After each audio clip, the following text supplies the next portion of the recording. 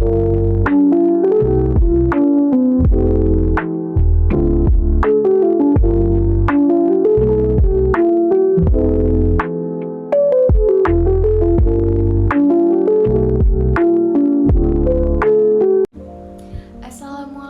warahmatullahi wabarakatuh. Selamat siang Bapak, Ibu yang terhormat, serta teman-teman yang saya banggakan. Terima kasih telah hadir di acara peresmian gedung baru kita. Pertama-tama marilah kita panjatkan puji dan syukur atas kehadiran Allah Subhanahu wa Ta'ala, karena atas rahmat dan karunia-Nya kita semua dapat berkumpul di tempat ini dengan keadaan sehat dan penuh semangat. Hadirin yang saya hormatin, setiap kisah sukses memiliki permulaan, dan banyak diantaranya dimulai bukan dari puncak kemudahan, melainkan dari titik terendah, dari nol finansial, nol pengalaman, nol koneksi. Titik nol ini bukanlah aib, melainkan sebuah kanvas kosong yang menantang kita untuk melukiskan mahakarya kehidupan kita sendiri. Nah, di titik inilah karakter dan ketahanan sejati kita diuji. Pada kesempatan berbahagia ini, izinkan saya menyampaikan pidato singkat tentang sosok inspiratif Chairul Tanjung, pendiri CT Crop, yang kisah hidupnya memberikan banyak pelajaran berharga bagi kita semua. Latar belakang dan awal perjalanan Chairul Tanjung lahir di Jakarta pada tanggal 18 Juni 1962. Ia bukan berasal dari keluarga kaya raya. Ayahnya bekerja sebagai wartawan, keluarganya sempat mengalami kesulitan ekonomi sehingga harus menjual rumah dan tinggal di losmen kecil. Meskipun demikian, beliau tumbuh dengan nilai pendidikan dan semangat usaha yang kuat.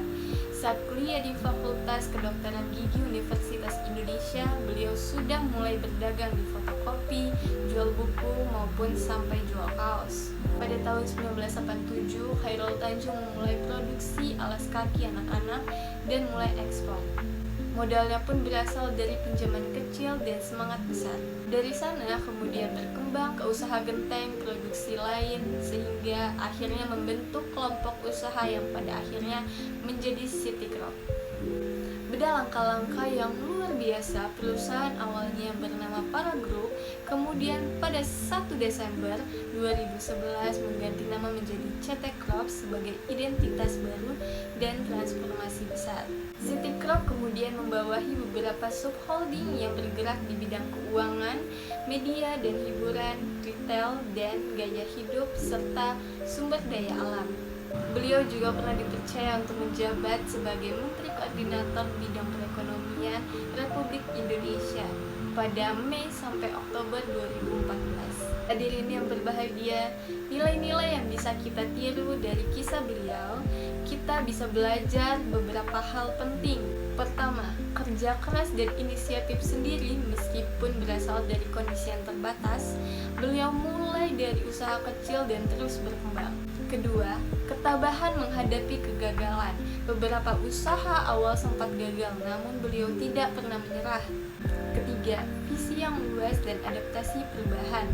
Dari usaha produksi alas kaki, keuangan, media, dan retail, beliau mampu melihat peluang dan berani bertransformasi.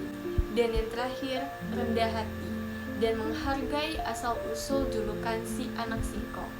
Melekat agar kita ingat bahwa kesuksesan tidak otomatis datang dari kemewahan awal. Pesan untuk generasi muda, bagi kita khususnya generasi muda, kisah Chairul Tanjung mengingatkan bahwa jangan menunggu waktu yang sempurna untuk mulai berusaha. Fokus pada solusi dan peluang, bukan hanya pada hambatan. Bangun karakter yang kuat seperti jujur, konsisten, dan punya misi. Gunakan pendidikan sebagai fondasi, tetapi jangan takut untuk terjun ke dunia praktik nyata. Hadirin yang berbahagia, sosok Chairul Tanjung bukan hanya sekedar pengusaha sukses, tetapi juga simbol bahwa siapapun dari latar manapun bisa mencapai impiannya melalui usaha, integritas, dan visi. Semoga kita semua terinspirasi untuk menumbuhkan semangat wirausaha, berinovasi, dan memberikan kontribusi positif bagi negara dan bangsa. Terima kasih atas perhatian Bapak dan Ibu dan teman-teman sekalian. Segitu saja yang ingin saya sampaikan. Terima kasih. Wassalamualaikum warahmatullahi wabarakatuh.